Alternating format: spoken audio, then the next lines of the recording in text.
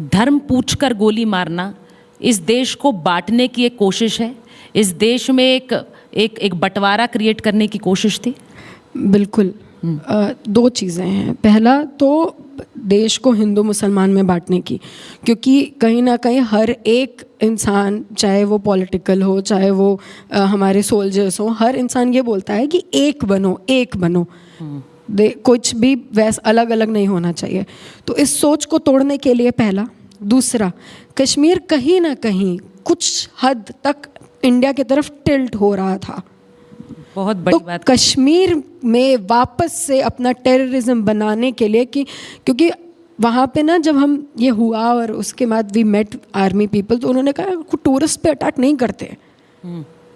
तो ये क्या था? ये टेररिज्म आपने अंदर फैलाया, क्योंकि टूरिज्म से उनको फ़ायदा मिल रहा था और कहीं ना कहीं कश्मीर हिंदुस्तान की तरफ आ रहा था टूरिज़्म की वजह से। टूरिज़्म बहुत बड़ा उनका, कश्मीर का एक वो है जहाँ से उनको इकोनॉमिकली वो फलते हैं। हर जगह जहाँ पे भी जो भी टूरिस्ट प्लेसेस हैं उसका टूरिज़्म बहुत बड़ा है। ये अटैक क्या था? टूरिज़्म ख़त्म करो, लोगों को ना आने दो, जिससे हम अपना टेरर वापस बना पाए। ये मैंने जब पीएम सर आए थे उनसे भी मैंने ये बात ही बोली थी। मैंने कहा सर, आई फील कि ये दो रीजंस ही हैं, यही दो रीजंस ही हो सकते हैं, वरना इंसान, ऑल्दो टेररिस्ट जो हैं वो दिमाग से, दिल से, जहन से ख़त्म ही हैं। उनको पता नहीं कौन से किस हिसाब से वो 24-25 साल के लोग आके गोली चला रहे हैं। वो कसाब 17 साल का, 16-17 साल का था, वो गोली चला रहे हैं, AK-47 उठा रहे हैं। ये ख़त्म ही है दिमाग से, और इनको यूज़ करता है टेररिस्ट हम लोगों के अगेंस्ट। कि कौन सी हूरें मिल रही हैं इन्हें जाके, कौन सी? यही तो सिखाया जाता है टेररिस्ट को, हूरें मिलेंगी। ये पाकिस्तान ही है जो उन्हें 2 गज ज़मीन दे रहा है। हिंदुस्तान में मारे जाते ना, उन्हें कुछ नसीब नहीं होता। अमेरिका में जब उसामा बिन लादेन को मारा था तो उसे कहाँ छोड़ के आए, तो उसे पता भी नहीं चला था उसका, क्योंकि ये पाकिस्तान में मारे गए थे। तो उन्होंने झंडे में लपेट के फुल उनको, तो आउट लाउड पाकिस्तान बोलता है। I don't know why Pakistan को ही टेररिस्ट क्यों नहीं घोषित कर देते। ये सिर्फ एक संगठन को क्यों करना है? पूरे पाकिस्तान को घोषित करो। ये देखिए, ये बड़ी बात है शान्या ने कही है। उन्होंने कहा कि पाकिस्तान एक ऐसा देश है जिसे टेररिस्ट कंट्री घोषित होना चाहिए। कल मैंने कहा ये बात।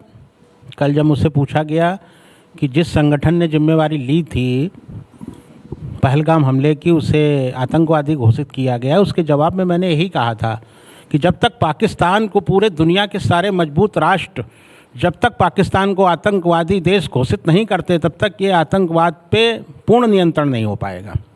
आतंकवाद को पूरी तरह समाप्त करना है, पूरी तरह नेस्तनाबूद करना है, तो पाकिस्तान को आतंकवादी राष्ट्र घोषित ही करना पड़ेगा। और जिस तरह की पहल हमारे इस मीडिया समूह ने किया है, राष्ट्रवादी समूह करके, अगर हमारे देश की 140 करोड़ जनता एक साथ खड़ी होगी तो दुनिया के किसी भी देश को झुकना पड़ेगा और पाकिस्तान को आतंकवादी राष्ट्र घोषित ही करना पड़ेगा। सिर्फ ज़रूरत है हमारे देश में संगठन की। हमारे देश के एक एक नागरिक को आतंकवाद के खिलाफ खड़ा होना चाहिए, देश के लिए खड़ा होना चाहिए। ये हमारे देश ही नहीं, पूरी दुनिया के लिए नासूर है आतंकवाद। हम लोग तो वो देश हैं जो विश्व बंधुत्व की भावना से जीते हैं। वसुधैव कुटुंबकम हम जीते हैं। कुटुंबकम हम लोग तो पूरे अपना देश ही नहीं, पर इस संसार के सुखी होने की कामना करते हैं अपने, जब हम गाते हैं गीत। और उस देश के साथ इस तरह आतंकवाद का घिनौना खेल हो रहा है, तो पूरी दुनिया को देखना चाहिए। दुनिया के जो मजबूत राष्ट्र हैं उनको खड़े होना चाहिए आतंकवाद के खिलाफ। मैं आज इस मंच से ये कहना चाहूँगा। शान्या, आपसे पूछूंगी, जब ये सब हुआ पहलगाम में, उसके बाद वहाँ पर जो लोग मौजूद थे, कैसा, जो वहाँ के जो लोकल्स मौजूद थे, किस तरह, क्योंकि उसे लेकर भी एक विवाद, एक डिबेट शुरू हुई। मैं आपसे पूछ रही हूँ, वहाँ पर किस तरह का रिएक्शन था? ज़रा आप हमारे दर्शकों को बताइए।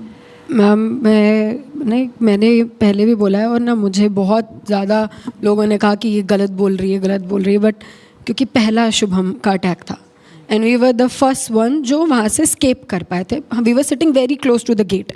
अगर ये कहीं और होता ना, ये पूरी वैली ओपन में है, गेट है, हम यहाँ बैठे थे, अगर ये इधर किसी जगह होता ना, हम शुभम स्किप कर सकते थे।